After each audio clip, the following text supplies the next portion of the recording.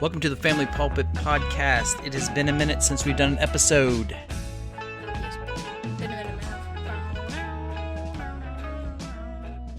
Okay. Welcome to episode 15. We're picking back up on our feminism discussion, hopefully wrapping it up.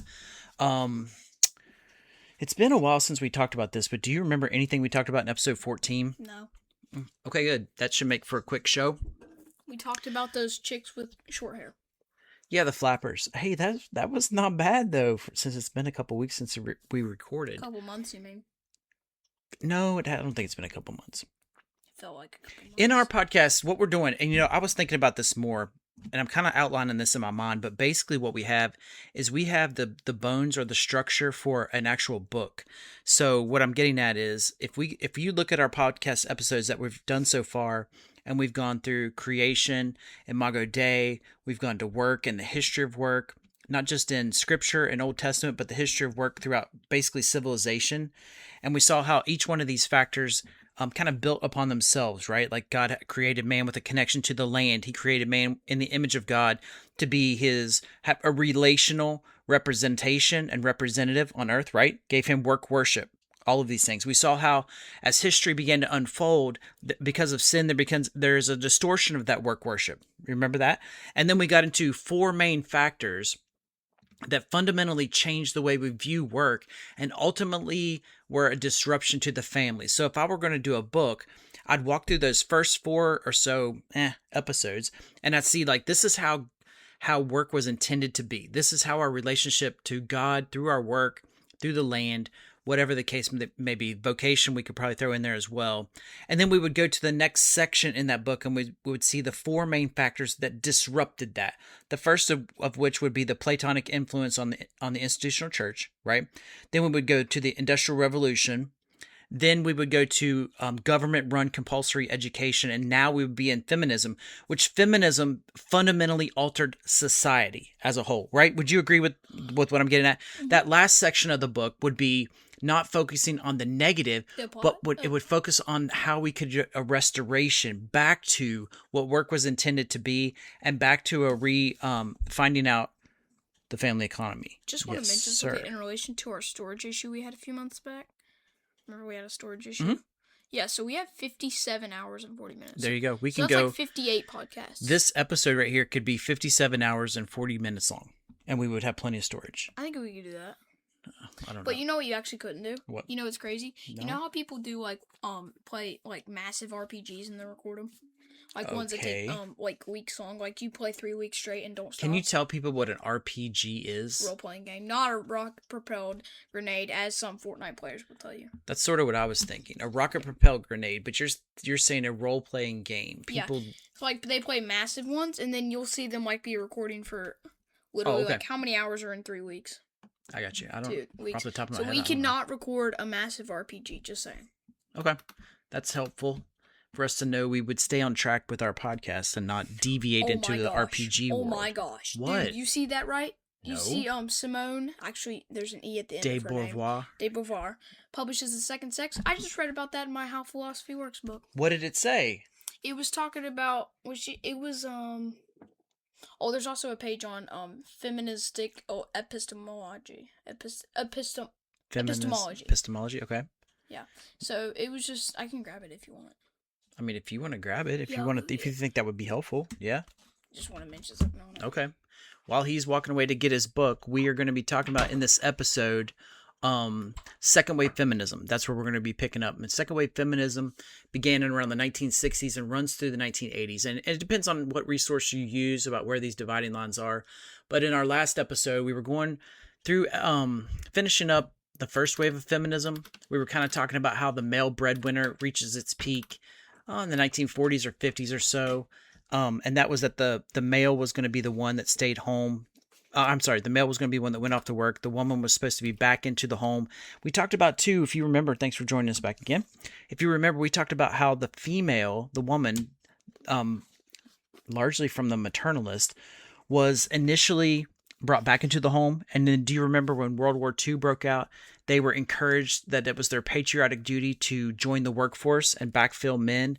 And that's where we came up with the concept of Rosie the Riveter, kind of that propaganda with that. Do you remember that? And then when the men came back home from the war, the women were like, well, it's actually your duty to get back into the home. That's where we are. The women were kind of used, I think, anyways. Find anything yet in your book? Find it. But episode 15, while he's looking for that reference, to, I may have this name pronounced wrong, Simon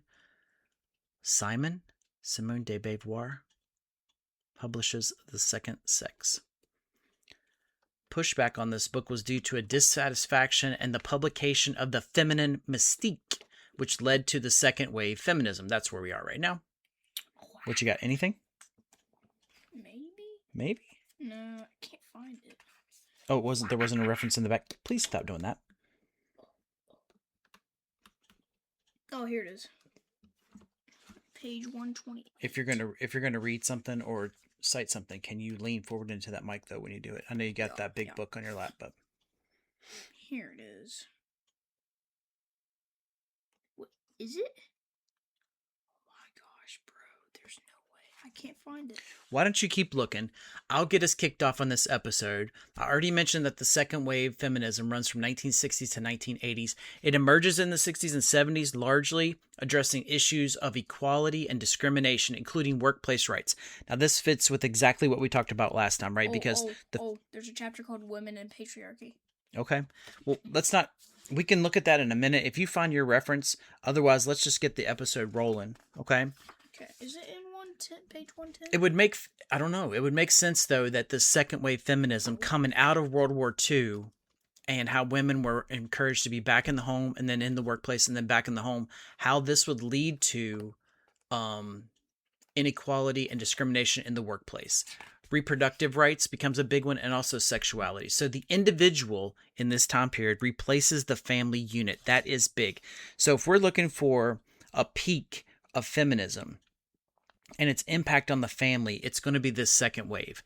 In the 1960s, there were three main influences on feminism. Found it. And before we get to those three main influences, did you find? I found. Okay. Uh-oh. My bad. Okay. The activist and intellectual Simone de Beauvoir had a huge influence on contemporary philosophy and feminist theory. Her ideas on the framing of women as man's other were groundbreaking. So, in The Second Sex, written in 1949, Simone de Beauvoir examined human consciousness from a first-person phenomenological... That's right. That's right. Okay. Phenomenological perspective, using existential ideas about freedom to address the question of the difference between women and men. She draws a distinction between sex, which is biologically determined, and gender, which is a social construct, which I see as also clarifying, yet sounds LGBTQ. So listen to what's just said right there. Yeah, turn your phone on silent. I got you. Listen to what you just read. Sex is a biological distinction, and gender is a sociological construct. So that means you could be a man sexually, but then a woman. So do you hear that? Do you hear that? What they could say is, oh, you were born a male, you were born a female, but gender is a societal construct, which means you can be whatever you want. Yeah. So this is important. What you just read, and I don't know if you even realized it, it becomes the foundation for the trans movement, which really is like fourth wave feminism. It's what we have modern now. Whenever I see somebody like that, I call them a guy girl. It's a fruit. Guy, depending on what they are. Okay. It is the fruit of what you just read, the Simone de Beauvoir, whatever. I just thought of a good meme template.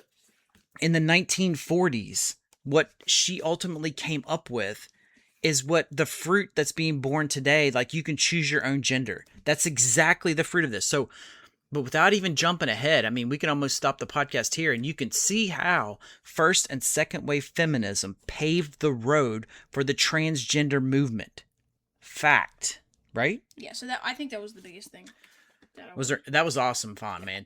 You just read that today? Mm-hmm. No, I read the other day in bed. That was so good. So, two mentionings related to what we were just talking about. So, one is that the other day I had an interesting theory that proved to be correct. That was, I just realized why, one thing of non-binary, about non-binary, how binary is in our human nature to want to become that because that's trying to be like God. Okay. And we're trying to become like, you know how like the Tower of Babel we were trying to be above God. Mm-hmm. Ooh, I do have an interesting theory. I might do in a co-host episode. Okay. In one of my many ones. Yeah, I saw it in a YouTube video today. Okay. A Fortnite playthrough. Okay. But like I was saying, whenever you want to be non-binary, that's in your human nature to want to be that because, you know, it's trying to be like God. Because God's not a male or female, but he portrays himself as a man. He chooses to be a man. Okay. Portray himself as a man. And so the other one was, I thought of a meme because I was thinking about the non-binary thing. So you could, the text at the top, the POV, somebody is either trans or non-binary, and then you have text on the bottom with the picture of the one, emperor, the Egyptian guy from Night at the Museum 2, and he says, "What are you?" Oh, okay. Yeah, I just thought that was kind of. So, you had to be there. You had to be. I had to the be mind there. moment. I gotcha. So second wave feminism, there are three main influences. Pay attention to these two, okay? These are important. You've already taken us to the end, basically, of the podcast, which is awesome. Now we're just going to fill out the details in between. So the three main influences for second wave were the FDA approves the pill in 1960. The United States Department of Interior labeled overpopulation as the greatest threat to quality living in this country. Do you hear that? The pill? The pill is an abortion pill, basically. It's a pill that prevents you from getting pregnant. So females would take the pill, and then they can't have babies as long as they're on the pill, and it's built up in their system. So 1960? 1960. And can you believe that the government declared that overpopulation in this country was the greatest threat? Had they seen that infographic on X, then they would change their minds. You know what's fascinating about this is the 1960s when this policy came out and the pill was ultimately invented and distributed. You didn't even have anything back then. No, what I was getting at is that China functions this way. China felt that overpopulation was a risk to their quality of life and living, and so what they implemented is the one-child policy. Oh my You can only have one child. So what I'm simply saying is that we mirrored China on this policy, maybe even originated it, but we don't call ourselves a communist country, and yet we still did the same exact thing. We hang on a second. We wanted people to think they were free in choosing whether they were to have children or not. Meanwhile, we promoted these pills and promoted it via propaganda that, hey, overpopulation is our greatest threat. In China, the government says, no, we're going to tell you what it is you have to do. Here, we provide the illusion of freedom, but we psychologically manipulate people into choosing what we want them to choose. I just had a mind-blowing literature link. What? The whole entire plot of Maze Runner is based off of overpopulation control. The virus created was to kill certain people so that they could keep the population in check. And then it was leaked from a containment facility and spread. That actually sounds like real life. Okay. That's crazy. Maze Runner. So the second main influence was JFK. He was urged by maternalist Eleanor Roosevelt, we mentioned her once before, to create the Presidential Commission on the Status of Women. This was 1961. So this was the first Catholic president. Barriers and evangelicalism had broken down. Remember how 2 episodes ago we talked about liberalism and fundamentalism, and then we talked about this on the first episode. How fundamentalism no longer had a target, no longer had an enemy, which was communist, and then they shifted to liberalism, but then it kind of all faded away. When the Cold War starts after World War II, you kind of have a new revived enemy in the communist, but those walls between those denominations that you mentioned to me today, they start to break down. Can you pop I almost said pop a mini. Can you pop a definition in there for what? Communism. Communism would be largely rooted in a philosophy of Karl Marx. So it would say that we have things in common with one another. You would largely be redistributing wealth from the rich down to the poor so that there would be equality among all classes of people. I remember that. Largely. That's actually not a bad belief, though. In the same time period, the third main influence was the publication of Betty Friedan's The Feminine Mystique. The suburban America was now under great scrutiny. So everything that the Leave It to Beaver society that had been developed in the 50s, it's now under critique. Oh my bad, okay? That's Andy Griffith. There's your three main influences to this second wave feminism. Title VII of the Civil Rights Acts, it gets becomes legislation in 1964. It is massive. The word sex is added. You just read about not Betty, but Simone. Betty Boop. No, Simone. And that was where she had that distinction between sex and gender. Well, now in the Civil Rights Act, sex is added partly because it was originally, I read about this. It's been a while, a few months ago, maybe 6 months now. You know what? It was originally added as a joke. This congressman, had added in sex into this legislation as a joke. It was race legislation, about the differences in different colors, alleged colors. I mean, really, the amount of melatonin you have in your skin, the amount of melanin that you have in your skin. Who determines how much of melanin makes you one race versus the other? Like, I'm darker than you. I'm way darker than you. You're black. No, I'm not black. I'm brown, if anything. I just want to say something real quick. Yep. So, oh crap.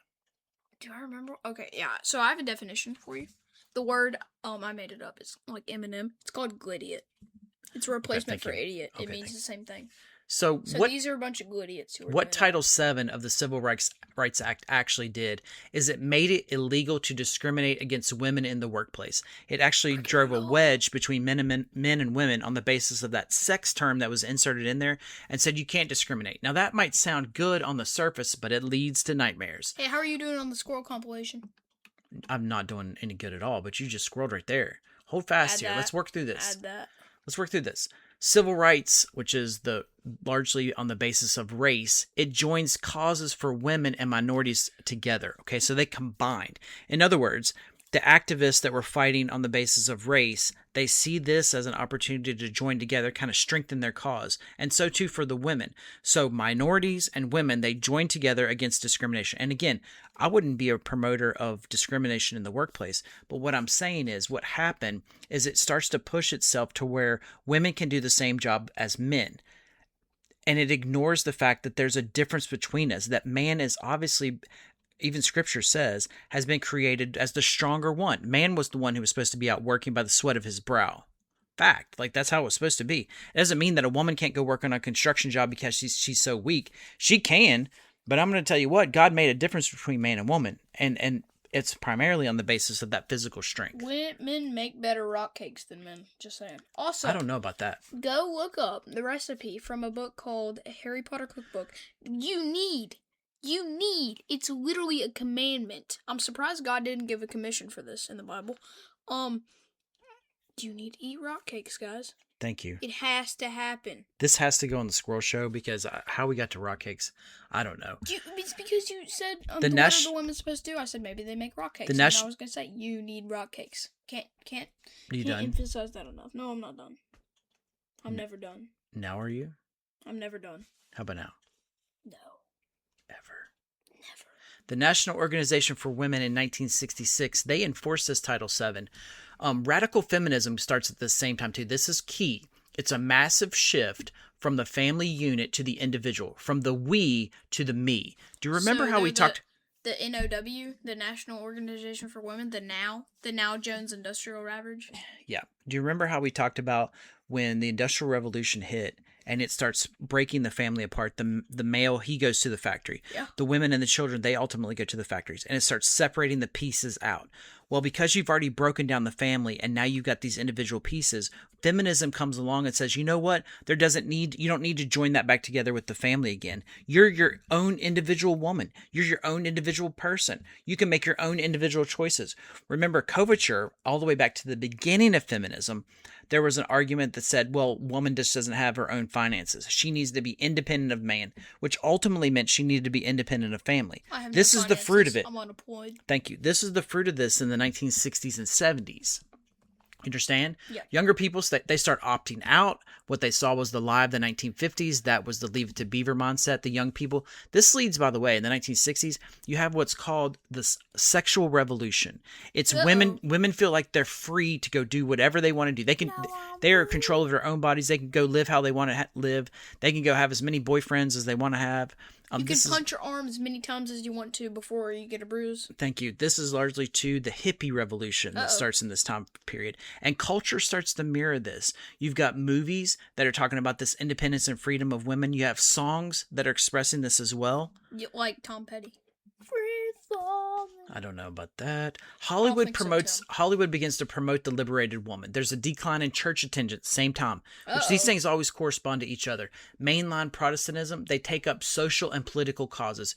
Do you remember in our episode a couple episodes ago about liberalism and fundamentalism, we said there was a split. You remember that? The liberals mainline Protestants kind of went the liberal route. Well, here they're picking up social causes, namely on behalf of women, in the 1960s.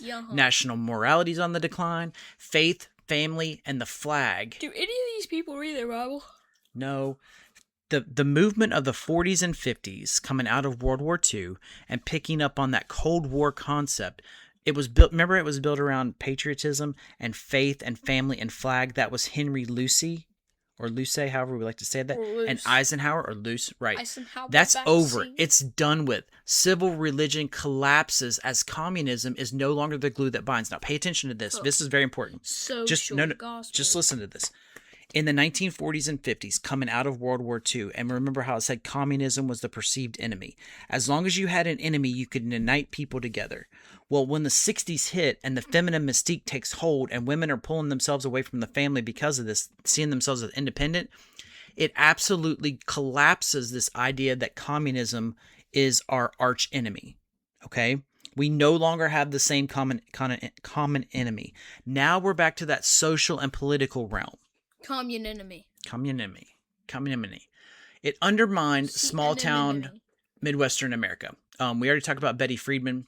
Why do you have 12 exclamation marks right there? Because I want to look that up in a minute. Maybe we can do that. In 1970s, you have the rise of the culture wars, the so-called culture wars, okay? Vietnam War, it undermined all of that earlier patriotic consensus. Yeah, you got the Marvel people versus the DC people. That's a culture war. I don't know if you remember or not, but there were a lot of people that protested the Vietnam War.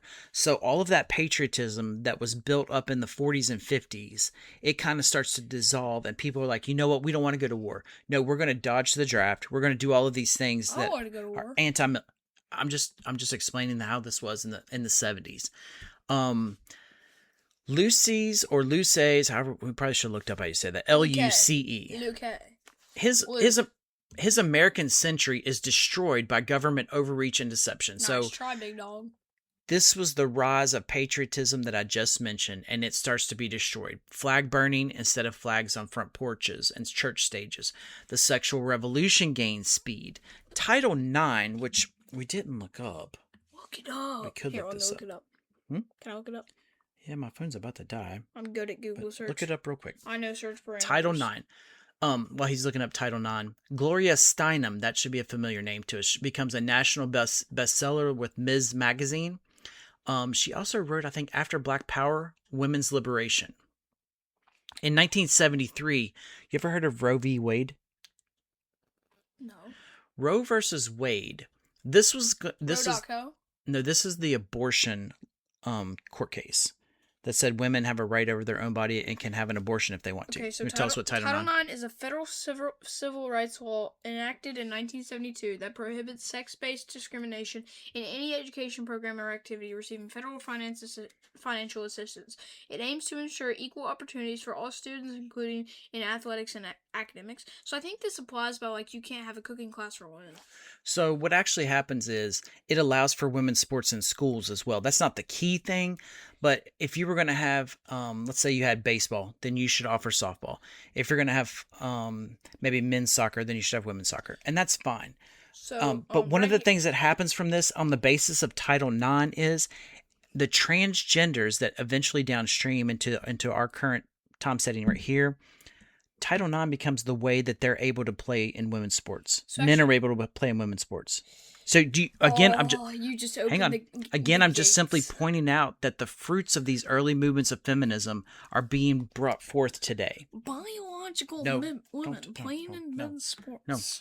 Roe v. Wade is 1973. It's the lightning rod that unleashes against the political gospel, women's individualism, and the family. Roe v. Wade is that legislation that legalizes abortion. Bro, It creates a massive shift in religion and politics. I'm yes, trying sir. to define Title IX, guys. Come on. Discrimination based on... so the key prohibitions under it are discrimination based on gender and... Oh, I caught myself there. Based on sex in educational programs. They made sure not to say gender. We don't care what socially you are, but if you're sexually a male or sexually a female, you can't base off that. But there's actually a loophole for that. You can base on what your social construct is. So even if you are a male, which would be a Christian, would be a male, or some non-believers who even support woke could still be actual, like they're...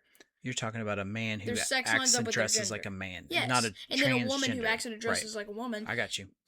They can actually still discriminate those people based off that. You can have a cooking class for women based on those social constructs. Cooking class for women. Yeah. Okay. Okay, and then the other one was sexual harassment and violence. I think people are going to do that anyway.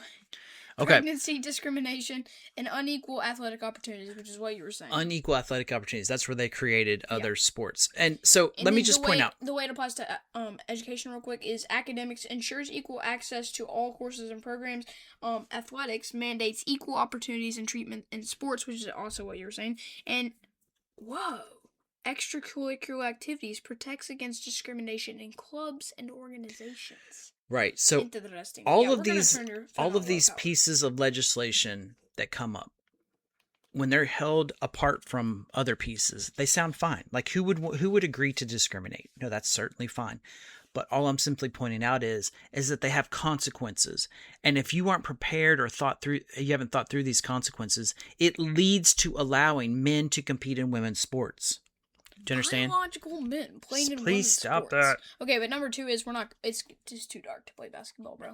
Thank you for randomly jumping in there again. It's not So random. communism isn't enough to be a common enemy. The enemy shifts to opposition to abortion. In the 1970s, that's actually a good thing, though, isn't it? evangelicals, they no longer have a common enemy in communism.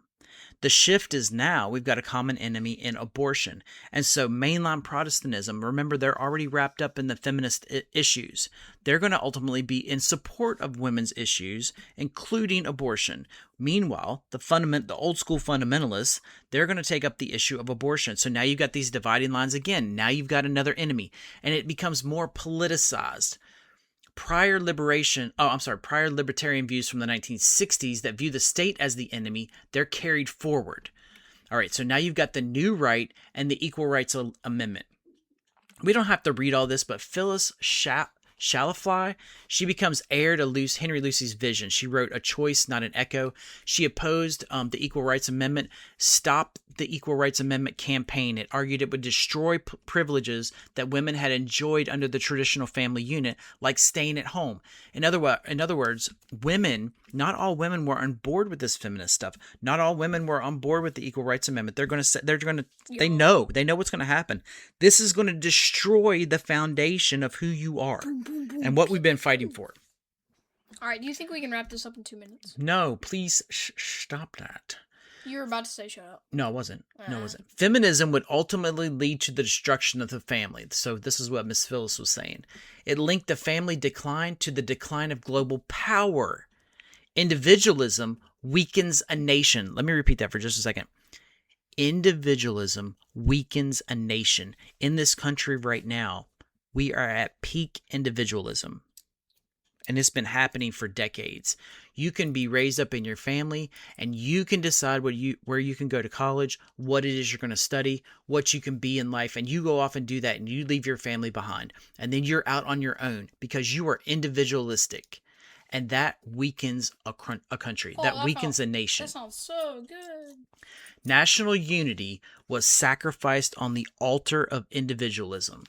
It leads to partisan divide. The right, meaning the conservatives, they went for unity and maintain national unity. The left, they went for the individual, otherwise known as radical individualism. Yeah. So in the late 1970s into the 90s, you enter into what's called the post-feminism age, or era. This is very important for our discussion on liberalism and fundamentalism. This is the rise of the moral majority. It gives birth to a new political gospel. So in the 1950s, if you had the ingredients of God, country, and capitalism plus social issues, namely abortion, school prayer, and traditional gender roles. School prayer? That Does anybody actually care about school prayer? Even if they do pray at school prayer, half the people See, there aren't saved. This is a good point. I don't actually think necessarily, that at least that I'm aware of, that prayer was ever taken out of school. What they might mean is that maybe your day in a particular classroom wasn't started with prayer. I'm imagining that's what they're talking about. Because when I was in school, if you wanted to pray, you could pray.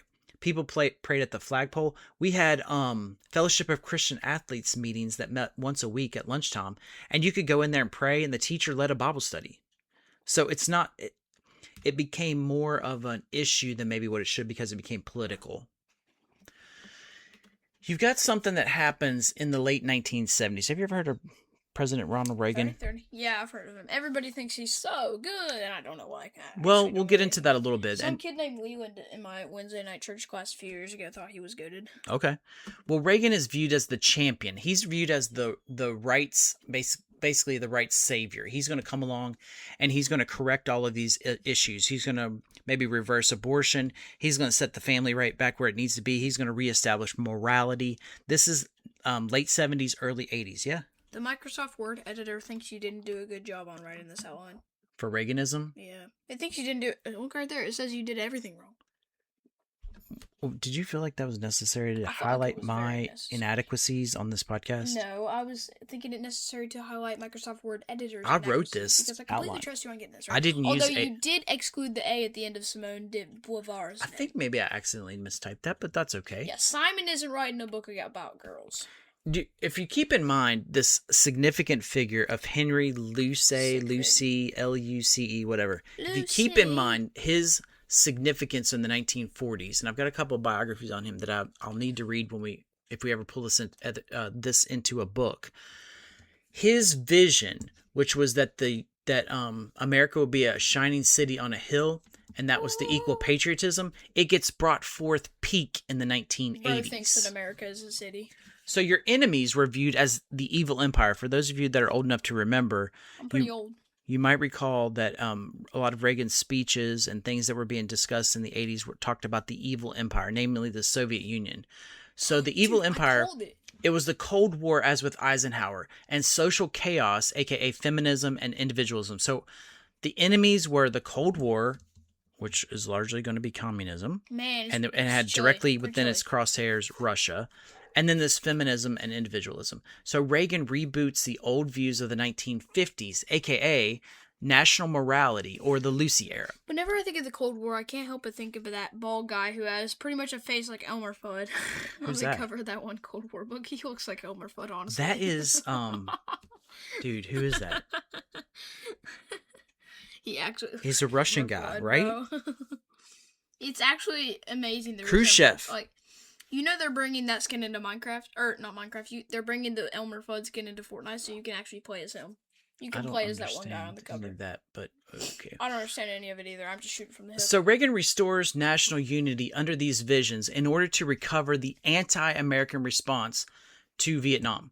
It's an indirect response to the Second Wave Feminism. He returns the focus on the family unit over the individual. He aligns with Miss Phyllis from earlier. Phyllis, Shalafly. I got to do a better job of these names, man. I'm butchering all these things. I need to listen to how they're pronounced. Thank you. You're putting the wrong emphasis on the wrong syllable.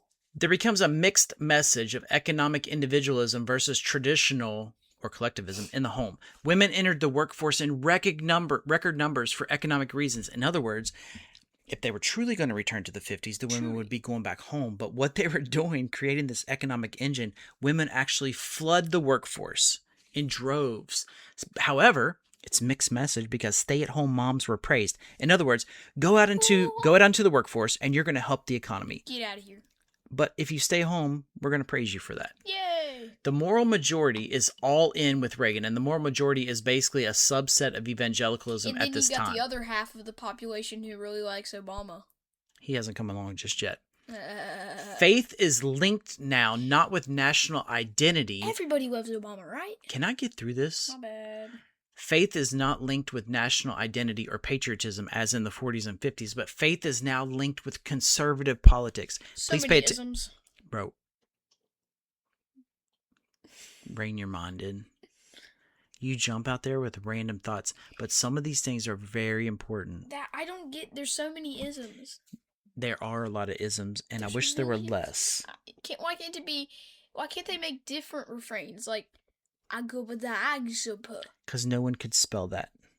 Yeah. A-U-G U-P Okay. P-A-G-U. That's enough. Quit it. S-D. The moral majority is largely led by Billy Graham, Jerry Falwell, Pat Robertson. When I mentioned this in one of my notes from the pulpits, that Pat Robertson was key with the CBN network, the Christian Broadcasting Network. When I was a kid, it was on TV all the time. The 700 Club was, in my house, it was constantly on. Where the 1940s of Sham and Billy Graham. where the 1940s of Luce sought national unity with the political gospel, the new political gospel created division and had internal enemies: secular humanism, feminism, and liberalism. All right, so I'm thinking let's put an end to it right there with the second wave, and then we'll. But this is going to cause us to do one more episode, and we can't wait weeks to do this. No. We've got to go to third and fourth wave, and that's the last one. Friday. Friday? Yeah, we can't do it Friday. Saturday. Okay. No, we have to listen. do the strength and honor on it. Strength and honor. All right, got you, Bo. Let's kind of go back over what we talked about here, just real quick. Oh no! I mean, what people. People. You know what? People. Somehow we lost a subscriber, but we picked another one up. Me? If you subscribe, thank you for subscribing. If you listen to our episodes or the shorts that we put out there, if you wouldn't mind just to hit the like button, because not that we don't need praise necessarily, but it helps the algorithm, and the algorithm gets fed on the number of subscribers, the number of views, and the number of likes. The algorithm is honestly a bum. It is. It's not really going to be publicly executed. It's not in new channels' favor. It's not in like a new podcast favor. It's not working for us. It's working against us. You should have seen how few views. Like, I was genius. I was like, okay, I'm gonna post one of those Minecraft ARGs on my new channel. It sounds so much better when you lean in. And I'm like, okay, yeah, I'm gonna go find Giant Alex. AUI stream got 2.5 billion views on this. Why can't I? See, folks, this is what I have to deal with. How many views do you think that got? If you like the content that we put out, which is also educational and informative from a theological background, but then also that I can deal with these distractions and keep plugging right along, subscribe. That's what we're here to do. It's just gotta happen. Oh, and also when you have satisfying moments like the Gary Clark Jr. reveal at the end of that one video, and the extra crazy implementation of our theme song. Our theme song that just happens to be I'm just gonna be honest here.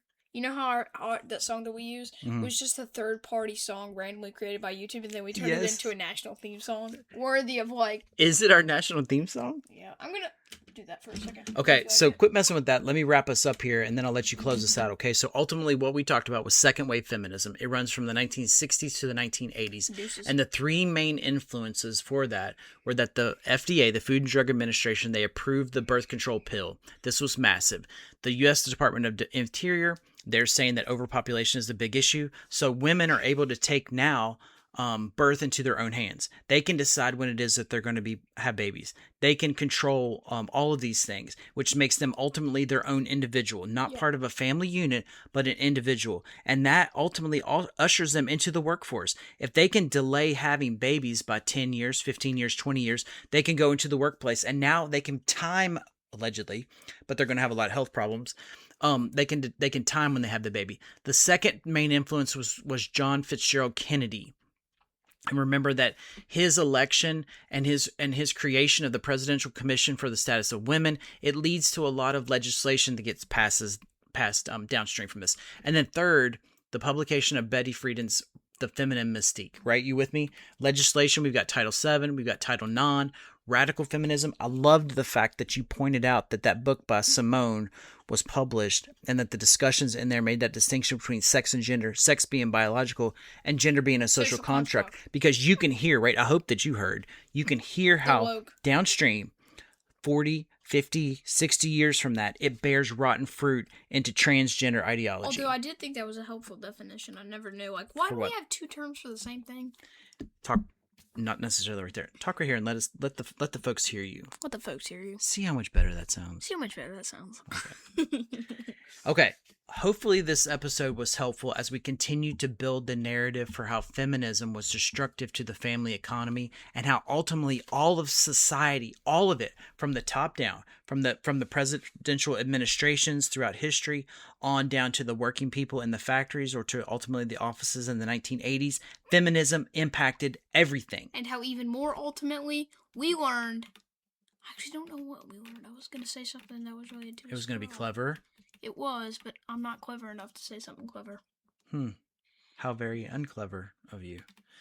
Next time we're going to pick up with third wave feminism, okay? Third and fourth. And the next one will probably be 20, 30 minutes maybe. Yeah. Third wave feminism begins in the 1990s to the 2000s. It continues that emphasis of individualism and diversity, which is important. And then we'll get into fourth wave feminism, which is allegedly what we're in today from 2012 until present. And it focuses on a lot of these issues where transgender ideology came on board. I personally think that the biggest thing that was revealed today is that this button on my Sega Genesis is not a reset button. It's a menu button. So if we had video and people were able to see that you have a retro Sega Genesis for some random reason and that there's a button that you can push on it, they would realize, you know what? I listened to 40 minutes and 52 seconds of this podcast so I could see how there's a power button on that retro. 57. No. So I'm just going to describe my setup. Nope. Random candy. No, you're too random right now. Why don't you wrap us up with some straightforward, not rambling. Thank you for listening to the Family Pulpit Podcast today. Go check us out on our other platforms, pretty much anywhere you can watch or listen. Oh my gosh, watch! I did it again. iTunes, From episode one. iTunes, Spotify, YouTube especially to help the algorithm. Yes. Also, we have thefamilypulpit.com. We have a lot more on YouTube. Like we have clips from the pulpit, compilations from the pulpit. That's coming soon. Got notes from the co-host. There's shorts, notes from the pulpit. Everything. Okay. So YouTube is our hub. We got other stuff, familypulpit.com. Dad's other Please like and subscribe. A while back. voicetruthblog.com. Like and subscribe for the one dude that came. Thank you very much. Yes. We'll catch you on the next one.